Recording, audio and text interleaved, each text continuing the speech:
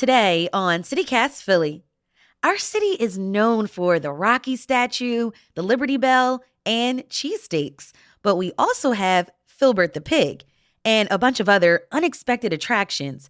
I'm talking to the co-founder of Atlas Obscura, a website devoted to finding the most remarkable places around the world, about what he recommends in Philly. It's Wednesday, July 5th. I'm Trinina Ree, and here's what Philly's talking about.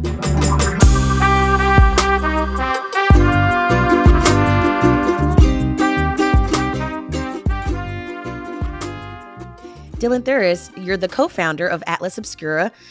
You're not from Philly, right? I spent 5 years there. I was a kid, but from 5 to 10, my mom was going to Temple University. And so I was in Germantown for that part of my life. So I have like a long-standing love and connection to the city. That's so funny. My mom went to Temple when I was 5. Hey, Wait, which program was it? Political science. I think my mom was there for political science, so I don't know. Yeah. Okay, my mom was there for physical therapy, so a different probably program. separate buildings. Yeah. Okay, so before we get started, I want to know, what's the most random place you would recommend for someone to visit in Philly? So it's a tough question because there are so many good, amazing, unique spots in Philly. The one I'm going to recommend is one that I think even a lot of folks who live or grew up in Philadelphia have maybe never been to. It's called the Wagner Free Institute. Have you ever been to the Wagner? I've heard of it. I've never been, though. I think this is true for a lot of people because it's just it's not one of the major institutions. It's kind of weird. It's actually not that far from Temple's campus. It is a natural history museum that effectively got frozen in time in the 1860s and gets this incredible collection of displays and these glass cases. I mean, it's very kind of old world natural history museum. And then within the museum, there are some exhibits that are just really interesting. Because of when it was frozen in time, there's an exhibit of a kangaroo and other marsupials. And it's basically there's a big question mark because they don't know where any of these fit into the sort of tree of life. So that's just a great Philadelphia spot. It's got dinosaur bones collected by Cope and Marsh, who are two early paleontologists who fought with each other. They were bitter rivals and went around the country finding many of the dinosaurs we know today, pterodactyls, stegosaurus. It's just If you're interested in that kind of history, there's not a lot of other places like it. So on Atlas Obscura, you have it's 68 places to visit in Philly. I'm just curious, even though you had a short time in our city growing up, but how did you know where to start when making this type of list? So ever since we started Atlas, it has worked the same way, which is that people make suggestions to us. Often locals make suggestions to us. Okay, so it's community involvement. Yep, and then we have editors who review those, fact check them, make sure we've got it all right. But, the sort of place suggestions are generally, coming from either travelers or locals in a place saying, there's this place that's incredible in my city, in my neighborhood, and almost nobody knows about it. And so that's where all those 68 places came from. All right, Dylan, let's travel through Philly. All right. Dylan, if you had 12 hours in Philly, where would you go? I recently visited a friend who lived in Philly for years. He's since moved, but he took me on a kind of series of adventures that I guess I would recommend as well. We went to an Ethiopian restaurant called Abyssinia. And then, the thing that's so incredible about Philadelphia that I think New York kind of pretends to have but doesn't really have anymore is Philly has a huge underground music scene. Really for real, you can find a great basement show. So go to a basement show or go to the First Unitarian Church and see a show there. There's all these interesting DIY kind of venues. I would recommend doing that. And then if you want to chill out, maybe it's the next day. Speaking of cool churches in Philadelphia, there is a Quaker church, I believe it's called Chestnut Hill. Yeah, it's called the Chestnut Hill Friends Meeting House. And they have something called James Turrell's Sky Space in Chestnut Hill. It's this beautiful art exhibit, basically kind of like a little square of light on the ceiling, and you go, and it's just this like beautiful, very meditative experience.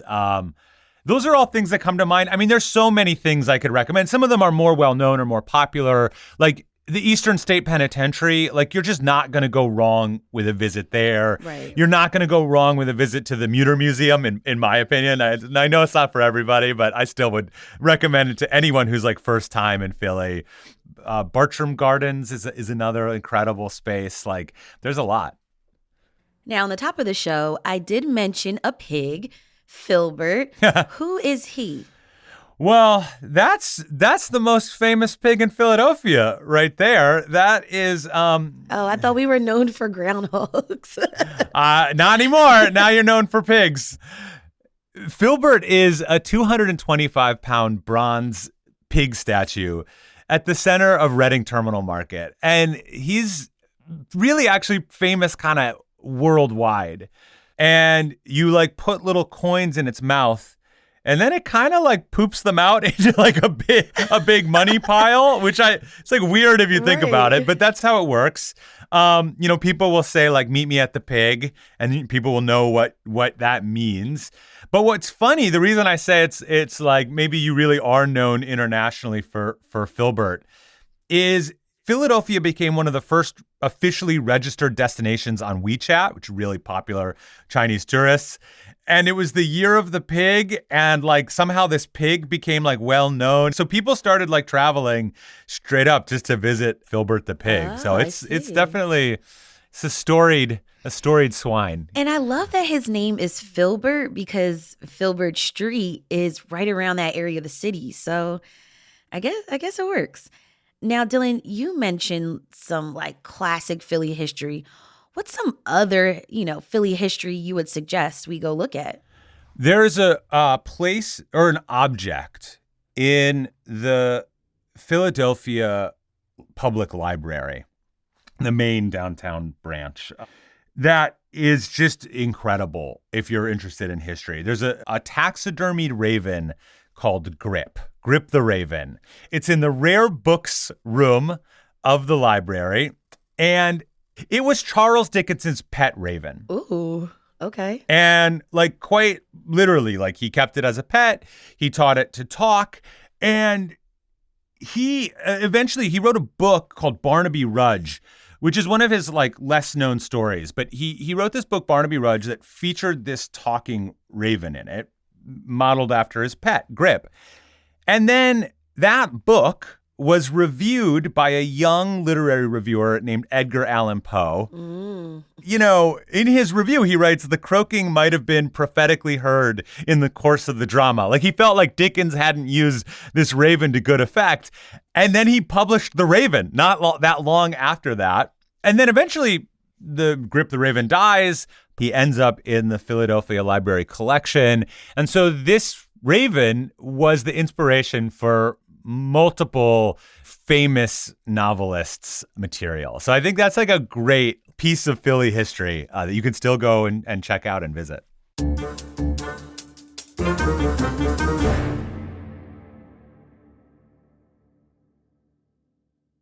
Okay, what's something that's not from Philly, but it's in Philly? Yeah, I'm going to go to one of my favorites. I'm going to go to the Mutter for this. Slices of Einstein's brain. Not from Philly, but in Philly. Yeah. There's nowhere else you're going to go. That's the only place they are. Now tell folks like what the Mutter Museum has in its collections. The Mutter Museum is America's greatest medical museum. There's really only two. There's really only two good ones. There's the Mutter Museum in Philadelphia, and then the National Medical Museum in D.C. But the Mutter, to me, is just it's the best medical museum in the country because it's got collections spanning a couple hundred years. It is, historically was a medical school. And in the collection are things like huge collections of skulls that were collected by like someone doing craniology at the time. There are, whole skeletons articulated in the collection. And folks can actually donate their bodies to the museum when they pass on. That's right. That's right. The director of the museum famously donated her body to the museum when she passed away. And so they've just got, they've got all kinds of different interesting medical collections. I will warn people that if they're really squeamish, like they may find it a little intense. But I just think it's fascinating. There's a little set of drawers where you pull out the drawers and it's doctors' collections of like things that people have accidentally swallowed, and it's just like, oh, okay, like dice and paper clips and like all that, it's a really special place. There's not a lot like it. And they ended up with slices of Einstein's brain. When Einstein died, the doctor doing the postmortem, the autopsy, like effectively stole his brain. Yikes. That's like unethical in so many ways. It's not super ethical. Not super ethical. This is in the mid-50s. And then eventually sort of hung on to the brain and I don't know exactly when it got put into slices, but some of those pieces ended up finally as basically slide slices in the Mutter's collection. Okay, Dylan, I love to take pictures. Where should I go that's super photogenic? I mean, again, none of these are going to be a big surprise to people who live in Philadelphia, but Eastern State Penitentiary is just one of the most photogenic places you'll ever go. It's so spooky. It's so textured because, it's this giant prison that was basically left as a ruin. It was left in its kind of dilapidated state, just made sure it wasn't going to collapse on anybody. And they do tons and tons of tours every day. They do a big Halloween haunted house there, which is like genuinely so scary. But it's just a great place to take photos. And I think Magic Gardens is also like an amazing place to take photos in the city. Those are like, there's more kind of tucked away, obscure locations, but I think those are good ones. Also, if you like graffiti, you might head down to like Pier 18. Go during the day, not at night. And there's like, usually there's some really big graffiti pieces down there that are pretty spectacular. So there's a lot. There's just a lot. Like the Masonic Temple in Yes, down it's in open to the public. in Philadelphia is. And it's so crazy looking inside. It's so big and beautiful and opulent and ornate. And if you've never taken the time to actually do the tour, like it's worthwhile. That's definitely something on my list. Now, Dylan, I'm curious. Back in October, we talked with a reporter who brought up that some people actually have issues with visiting former mental institutions, hospitals, or prisons where folks dealt with solitary confinement or places where there was lots of trauma. Yeah. What's your take on that? How should we remember that history and also visit those former institutions and buildings with respect? Yeah, I mean, I tend to feel that there is like something like Eastern State Penitentiary, which was originally built as a kind of reform prison. It was meant to be more humane than the prisons of the time, but took a solitary confinement approach to prison. Like that's why it's a penitentiary. It was a place to be penitent. It ended up driving people crazy. It was terrible. It was completely punishing. And then all through its period, it just got overcrowded. And so there's a lot of bad history at a place like Eastern State Penitentiary or even the Mutter Museum. There's plenty of bad history in the medical practices of America. I tend to think that understanding that and coming to those places with real context. And both of those are places that really deal with their history, that really examine the history, that For really sure. get into it and don't gloss over it. And so For me, I think there's a lot of value in that. But I also understand, everyone has their own reaction. Maybe interpretation of it. Yeah, reaction to that kind of history, reaction to places that hold that kind of like deep trauma, deep pain. And I think, that's a personal question, whether you want to engage with that or not, I think is like really up to an individual. For sure. And this is just like a sidebar. We recently talked about the Mutter Museum. They actually took down some of their online exhibits because the institution began to have some of those like conversations like, are we doing this in the right way? So it's definitely, top of mind for people. All right. Before I let you go, any place, that you could recommend for someone who loves the great outdoors? Where should we go? I'm a big fan of Bartram's Gardens. It's such a beautiful place. Again, it goes back to the 17th. I mean, this is the thing about Philadelphia. The history is so, so, so deep. It's so long. And it's all there. Like so much of it was preserved and managed to not be just paved over. And so Bartram's Gardens is this famous botanic garden, started in the 1700s. It is still like a beautiful outside space today. You can go and just kind of hang out on the property. It's a National Historic Landmark. The house is still there. It's got the oldest ginkgo tree on the entire North American continent, so you can go check that out. If it's the right season, it'll smell terrible. It's just a great place. So I recommend that as a kind of outdoor spot for sure.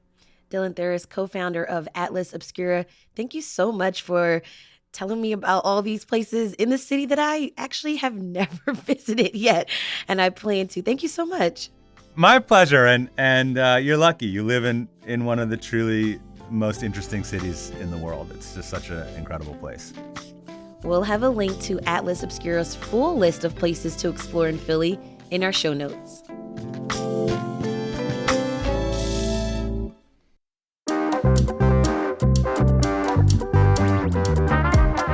That's all for today here on CityCast Philly. If you enjoyed this episode about some of the unexpected attractions in Philly, tell your best friends so you all can explore. And while you're making your way to see Filbert the Pig, rate the show, leave us a review, and hit that subscribe button. Be sure to sign up for our morning newsletter too. It's called Hey Philly. We'll be back with a really interesting episode about another rare find in Philly. You've got to tune in tomorrow morning with that story and more news from around the city. Bye.